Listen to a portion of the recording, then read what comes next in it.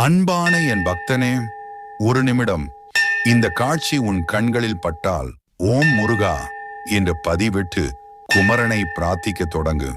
உன் சகல துன்பங்களும் தீர சண்முக கடவுள் போற்றி, சரவண துதி தாய் போற்றி. இப்போதெல்லாம் என் நாமத்தை பலமுறை உச்சரிக்க ஆரம்பித்து விட்டாய்.